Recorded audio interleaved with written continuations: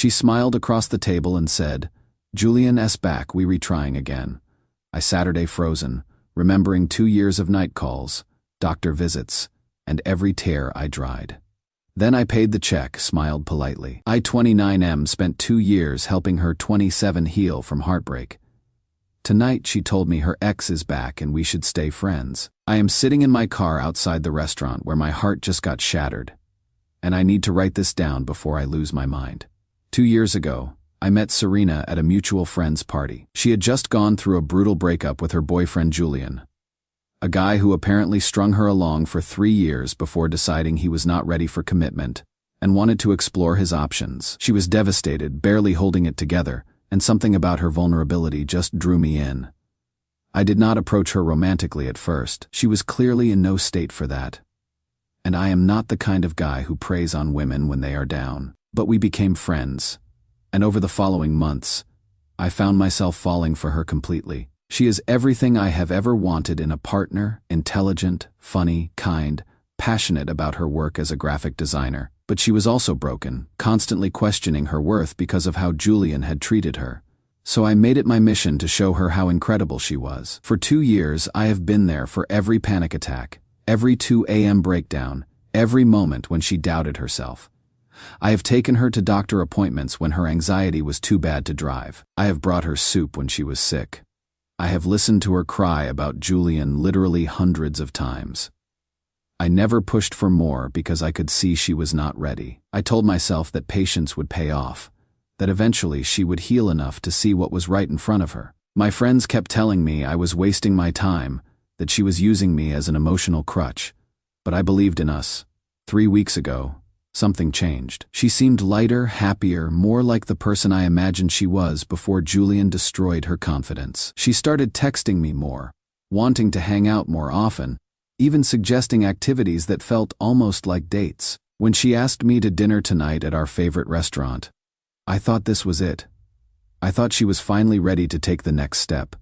I had planned to tell her how I felt. I have been practicing the words for weeks, imagining how I would explain that I loved her not because she needed rescuing, but because of who she is when she is not drowning in someone else's damage. We ordered our usual dishes, and she seemed excited about something but nervous. I thought she was feeling the same anticipation I was. When dessert came, I took a deep breath and started to speak. "Serena, there is something I have been wanting to tell you for a long time, Adrian." "Wait," she interrupted, and the look on her face made my stomach drop. "I have something to tell you, too. Julian reached out last week. The world stopped. He said he made a terrible mistake," she continued, not noticing that I had gone completely still. "He wants to try again. He has been in therapy, working on himself, and he realizes now what he lost when he let me go." I could not speak. I could not breathe. I just sat there watching the woman I had spent 2 years loving tell me about getting back together with the man who had destroyed her. "I know this might be weird for you," she said, "but you have been such an amazing friend through everything. I hope we can stay friends. You mean so much to me, Adrian. I do not know what I would have done without you these past 2 years, friend." After 2 years of being her emotional support, her safe harbor, her constant source of reassurance and love, I was her friend. "So you are getting back together with him?" I finally managed to ask. "We are going to take it slow," she said, practically glowing. "But yes, I think so. I know he hurt me before, but people can change, right? And what we had was so intense, so passionate. I have never felt that way about anyone else." She had never felt that way about anyone else, including me. Despite 2 years of me showing her unconditional love and support, I was not even in the running. "Are you okay?" she asked, finally noticing my expression. "You look pale." "I am fine," I lied. "I am happy for you." The rest of dinner was a blur. She talked about Julian's apology letter, about how mature he seemed now, about how she was nervous but excited to see where things went. I nodded and smiled and made appropriate responses while dying inside. When the check came, I insisted on paying. It seemed fitting somehow. My final act as the guy who had given everything and gotten nothing in return. Outside the restaurant, she hugged me tight and said, "Thank you for being the best friend a girl could ask for." I am so lucky to have you in my life. Best friend. That is all I have ever been to her, and that is all I will ever be. I drove her home like I have done countless times before, but this time felt different. This time, I knew it was the last time I would do it as someone who hoped for more. She kissed my cheek goodbye and said, "I will call you tomorrow and tell you how things go with Julian." I said okay, but I will not be answering that call. I realize now that my friends were right. I was not her almost boyfriend waiting for the right moment. I was her emotional support system, her placeholder, until something better came along. She never saw me as a romantic possibility because in her mind, I was safe, reliable Adrian, who would always be there to pick up the pieces. But Julian was passion and excitement, and all the things that make your heart race. It does not matter that he already broke her heart once, because apparently broken hearts heal better when they are broken by someone who makes you feel alive. I feel like such an idiot. 2 years of my life spent believing that kindness and patience and genuine love would win out over whatever toxic connection she had with him. 2 years of turning down dates with other women because I was committed to someone who was never committed to me. The worst part is that she has no idea she just crushed me. In her mind, she shared good news with her friend, and he was happy for her. She will probably call Julian tonight and tell him about dinner, about how supportive I was, about what a good friend I am. I cannot do this anymore. I cannot be her friend while she falls in love with someone else all over again. I cannot listen to her gush about the man who will get everything I wanted to give her. I cannot be there to comfort her when he inevitably breaks her heart again, because we both know he will. Tomorrow I am going to text her that I need some space to focus on my own life. I am not going to explain why, because she would not understand anyway. To her, this is not a rejection.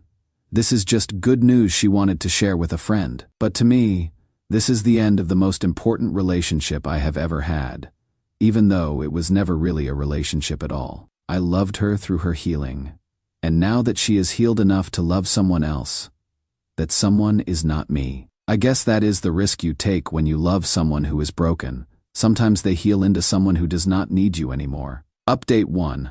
I wanted to update you all on what has happened since that devastating dinner. Your responses to my original post were a wake-up call I desperately needed, even though it hurt to read them at the time. The day after the dinner, I sent Serena a text saying I needed to take some time to focus on my own life and goals. I told her I would not be as available as I had been before, but that I wished her well with Julian. She responded immediately, asking if she had done something wrong and if we could talk about it. When I did not respond right away, she called. I let it go to voicemail.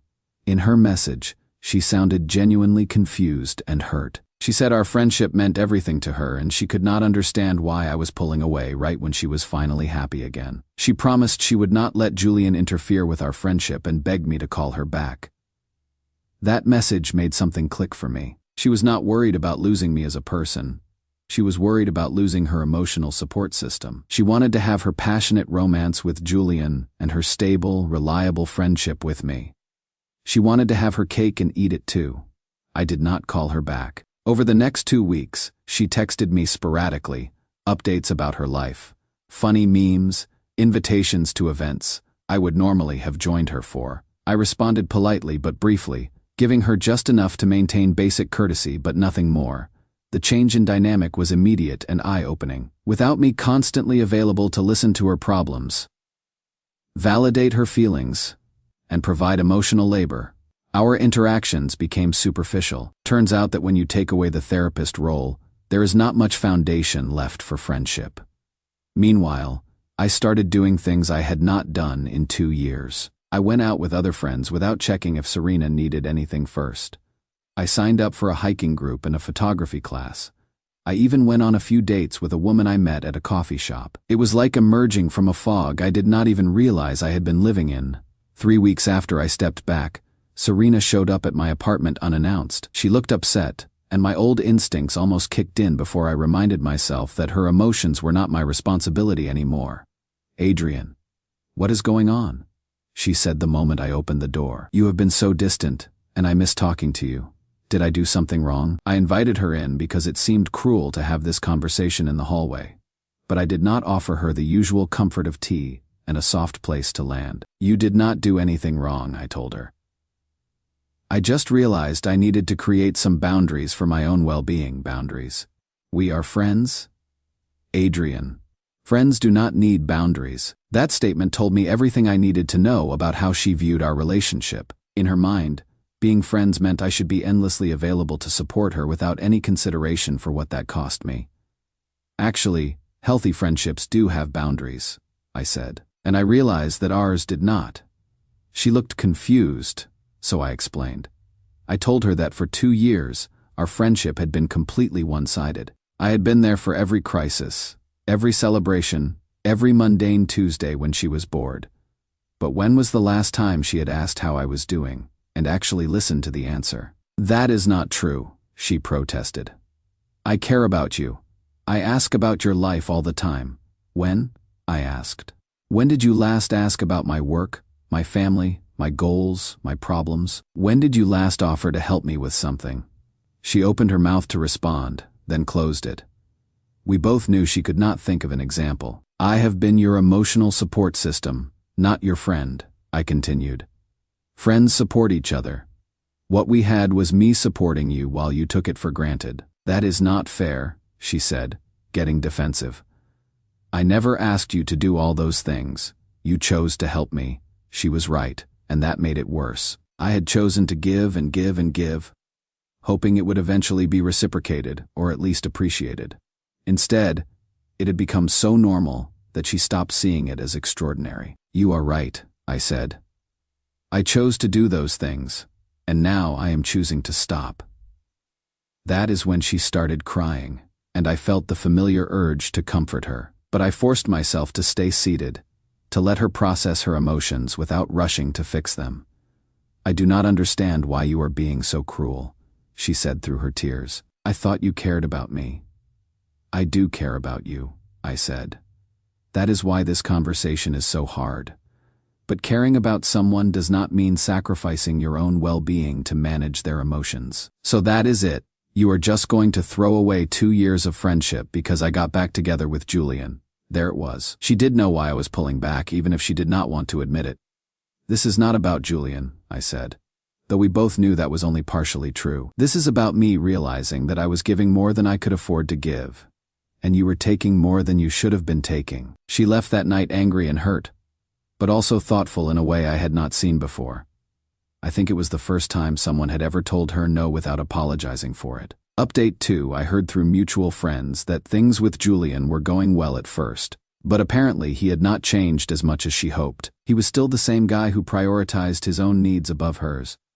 Except now she did not have me to call when he disappointed her. 2 weeks ago, she texted me asking if we could grab coffee and talk through our issues like adults. I agreed, partly out of curiosity, and partly because I genuinely wanted closure. She looked different when I saw her.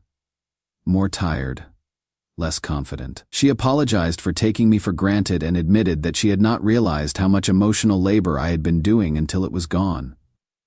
I miss having you in my life, she said. Can we try to be friends again? Real friends this time. I appreciate the apology, I told her, but I do not think we can go back to being friends. Why not? I said I would do better. Because friendship requires mutual interest and investment, I said. And honestly, when I really think about it, I do not think we have that much in common beyond me helping you through problems. It was harsh but true. Take away the crisis management and emotional support, and what did we actually share? Different interests, different values, different ways of approaching relationships and life. So that is it, she asked. 2 years of friendship, just over. 2 years of me being in love with you and you needing emotional support. I corrected gently. Now that I am not in love with you anymore and you do not need my support, there is not much left to build on. She looked shocked. You were in love with me, even after everything she had not realized. That told me everything I needed to know about how different our experiences of those 2 years had been. I explained that yes, I had been in love with her, and that the dinner where she told me about Julian was supposed to be when I confessed my feelings. I told her that stepping back had been necessary for me to move on and find my own happiness. I had no idea, she said quietly. I thought you just wanted to be friends. I know, I said, and that is exactly the problem. You never considered that I might have deeper feelings because you never really looked at me as anything other than a support system. We talked for another hour. And by the end, I think she finally understood why our friendship could not continue the way it had been. She asked if we could maybe try again in the future, when enough time had passed. I told her honestly that I did not think so. I am not angry with her anymore, but I also do not see a path back to any kind of meaningful relationship. We are fundamentally incompatible as friends, and we were never going to be compatible as anything more. As for me, I am doing better than I have in years. The woman I have been dating is kind, independent, and genuinely interested in my life. She does not need me to fix her problems, but she wants me to share her joys and challenges. It is a completely different dynamic, and it has shown me what healthy love actually looks like. I learned that love is not about proving your worth through endless giving. It is not about waiting patiently for someone to notice your devotion. Real love is mutual, balanced, and builds both people up instead of draining one person to fill the other. Serena taught me valuable lessons, just not the ones I expected to learn. I am grateful for that, even if I am not grateful for the pain it took to learn them. Final update: it has been almost a year since my last update, and I honestly thought this chapter of my life was closed forever. But Serena reached out last week, and I figured you all deserve to know how this story truly ends. First, let me update you on my life. The woman I was dating when I wrote my last update, and I have been together for 10 months now. Her name is Maya, and she is everything I did not know I was looking for. She is a veterinarian, loves hiking and photography like I do. And most importantly, she sees relationships as partnerships rather than rescue missions. When I told her about my history with Serena early in our relationship, her response was immediate understanding followed by gentle concern that I might still be carrying emotional baggage. But as our relationship developed, it became clear that I had genuinely moved on. What I felt for Serena was not love, it was obsession mixed with a savior complex. My career has taken off as well. I got promoted to senior project manager 6 months ago, bought a house 3 months ago, and Maya and I are talking about moving in together next year. I am happier and more confident than I have ever been. Which brings me to last week. Serena texted me out of nowhere on a Tuesday evening, just, "Hi, Adrian. I know it has been a long time. Can we talk?" I showed the message to Maya, who raised an eyebrow and said, "Let me guess. Things with Julian did not work out." She was right, of course. Through mutual friends, I had heard that Serena and Julian had tried to make it work for several months after my last update, but old patterns die hard. He went back to being emotionally unavailable and prioritizing other things over their relationship. They finally broke up for good about 6 months ago. I was curious enough to respond, so I texted back, "What about?" Her reply was long and took 3 separate messages to send. She said she had been doing a lot of thinking about our friendship and how it ended. She said she had started therapy after Julian, and she broke up the second time, and her therapist had helped her understand how much she had taken me for granted. She wanted to apologize properly and see if there was any possibility of rebuilding our friendship. Part of me felt vindicated. After all those months of her not understanding why I had pulled away, she finally got it. But mostly, I just felt nothing. No anger, no satisfaction, no lingering feelings, just a vague sadness for time that could not be recovered. I agreed to meet for coffee, mainly because I believed in closure and thought we both deserved a real conversation about what had happened. She looked good when I saw her, healthier, more put together than during those dark months after her first breakup with Julian. She immediately apologized for how she had handled our friendship, acknowledging that it had been one-sided, and that she had used me as emotional support without giving anything back. "I did not realize how much you were sacrificing for me," she said. "I thought you were just being a good friend, but my therapist helped me see that what I was asking from you was not fair." I appreciated the apology, but what struck me was how different I felt sitting across from her. 2 years ago, she was the most important person in my world. Now she felt like an acquaintance I was catching up with out of politeness. "I also realize now that you were in love with me," she continued. "And I am sorry I was so oblivious to that. I was so wrapped up in my own pain that I could not see what was right in front of me." "Thank you for saying that. I said. It means a lot to hear you acknowledge it. Then came the part I had been expecting.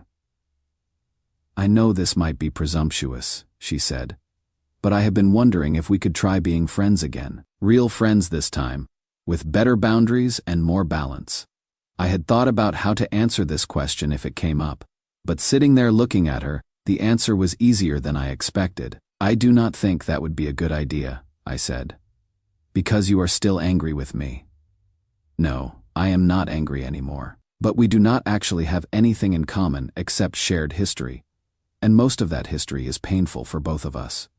She looked confused, so I explained. When I really examined our relationship objectively, we had different interests, different values, and different ways of approaching life. The only thing that had kept us connected was her need for support, and my willingness to provide it. But we could build new common ground, she said. We could find new things to bond over. Maybe, I said. But I do not want to. I am in a relationship with someone who fulfills all my emotional and social needs. I have a full life with friends who share my interests and values. There is not really room for a friendship that would require starting from scratch. That was when she asked the question I could see coming from the moment she texted me. What if it was not just friendship? What if we tried something more? I was not surprised, but I was disappointed. Despite all her talk about therapy and self-reflection, she was still approaching relationships as a way to get her needs met, rather than as a genuine connection between two people. Serena, you just got out of a long relationship a few months ago. You are not interested in me romantically. You are interested in not being alone. That is not true, she protested. I have had time to think about everything, and I realized that what we had was special. Maybe I was too damaged before to see it, but I can see it now. What we had was not special, I said as gently as I could. What we had was me giving everything and you taking everything. That is not love, and it is not friendship. It is codependency. She started to argue, but I continued. Besides, I am in love with someone else now. Someone who loves me back the same way I love her. Someone who does not need me to fix her problems but wants me to share her life. That stopped her arguments cold. I think until that moment, she had assumed I was still carrying a torch for her, waiting for her to finally see my worth. Are you going to marry her? She asked quietly. I hope so, I said. We have talked about it. The conversation was over after that. She said she was happy for me, though I could see it was hard for her to say. We hugged goodbye, and she said she hoped I would be happy. Walking back to my car, I felt a profound sense of closure. For 2 years, Serena had been the center of my universe.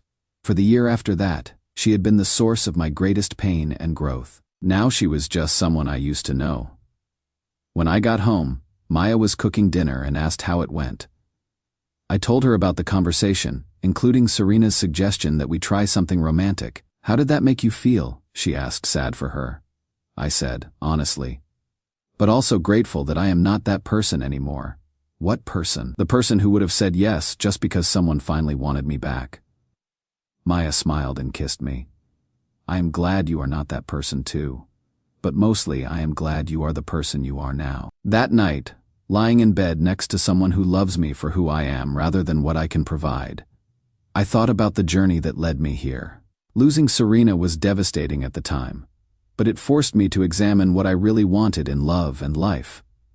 I wanted partnership, not caretaking. I wanted someone who chose me enthusiastically, not someone who settled for me when their first choice was not available. I wanted someone who saw my value before I had to prove it through endless sacrifice. Maya gives me all of that and more.